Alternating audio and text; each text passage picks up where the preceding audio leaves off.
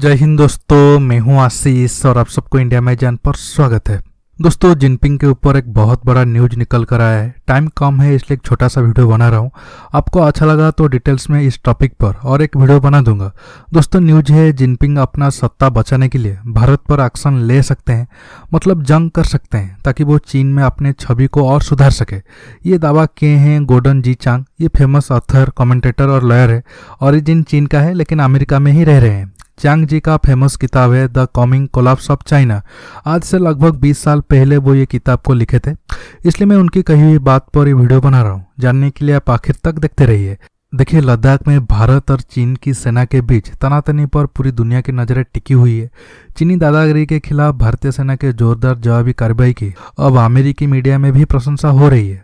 प्रतिष्ठित अमेरिकी पत्रिका न्यूज़वीक में चर्चित स्तंभकार गोर्डन जी चांग ने कहा है कि भारत ने चीनी सेना को जोरदार पटखनी दी है और अब हमें शी जिनपिंग के अगले कदम की ओर नजर रखना होगा। चीन का क्रूर सफाई अभियान अब आने वाला है। शी जिनपिंग पहले ही चीन में सुधार अभियान चला रहे हैं और अपने विरोधियों को दंडित करने में जुटे हुए हैं।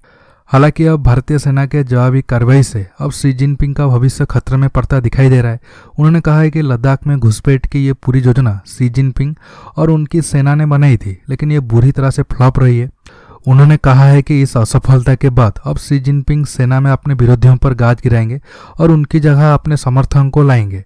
सबसे महत्वपूर्ण बात यह है, चीन की तीनों सेनाओं के प्रमुख शी जिनपिंग भारत के खिलाफ एक और आक्रामक कार्रवाई कर सकते हैं। गोर्डन ने बताया कि जब से शी जिनपिंग सत्ता संभाली है तब से भारत में चीनी सेना की घुसपैठ बढ़ गई है। गोर्डन ने कहा है कि गलवान हिंसा में चीन के कम से कम 43 सैनिक मारे गए और यह दोनों देशों के बीच पिछले 45 ईयर में सबसे घातक संघर्ष था। चीनी सैनिकों के मारे जाने की संख्या 60 तक भी हो सकता है। हालांकि चीन अपनी इस हार को कभी स्वीकार नहीं करेगा। उन्होंने कहा है कि भारतीय सेना के साउथ पैंगोंग के ऊंचाई वाले इलाकों में कब्जा करने के बाद अब चीन सख्ते में आ गया है। वहीं उसके सैनिकों को पीछे हटना पड़ा है।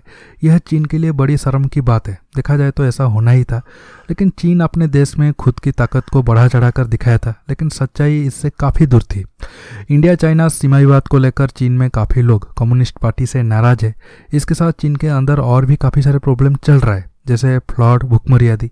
भुखमरी के कगार पर चीन कैसा खड़ा है आपको अब बताता हूँ। दुनिया के सबसे अधिक आबादी वाले देश चीन के लिए अपने लोगों का पेट भरना अब मुश्किल हो रहा है। दुनिया की 22% आबादी चीन में रहती है और उसके पास दुनिया का केवल 7% कृषि योग्य भूमि है। 1949 से चीन की 20% कृषि योग्य भूमि शहरीकरण और औद्योगिकरण की भेंट चढ़ चुकी है। अभी चाइना में केवल 10 से 15% जमीन ही खेती के लिए उपयुक्त रह गई है। हालांकि चीन में प्रति एकड़ पैदावार बहुत ज़्यादा है, क्योंकि वह दुनिया में सबसे अधिक फर्टिलाइजर का इस्तेमाल करता है। चीन में कृषि उत्पादों की आपूर्ति और मांग में बहुत बड़ा फासला है। कभी बाढ़ तो कभी सूखा जैसे बार बार आने वाली प्राकृतिक आपदाओं, घटती कृषि योग्य जमीन, पानी के गंभीर किल्लत, घटते वर्कफोर्स के कारण चीन को अपनी 1.4 अरब की आबादी का पेट भरने के लिए कड़ी मशक्कत करनी पड़ रही है। 2030 तक चीन की आबादी 1.5 अरब पहुंचने की उम्मीद है और तब उससे हर साल 10 करोड़ टन अतिरिक्त अनाज की जरूरत होगी। चीन की मिनिस्ट्री ऑफ इमरजेंसी मैनेजमेंट के मुताबिक इस साल बाढ़ और सूखा से देश में धान, गेहूं और दूसरे फसल बुरी तरह से प्रभावित हुई है।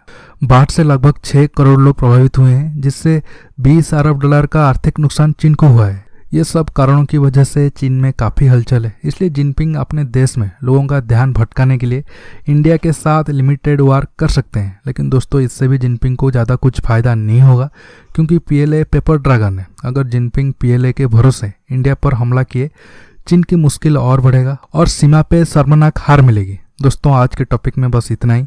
आपको ये वीडियो कैसा लगा नीचे कमेंट करके बताइए।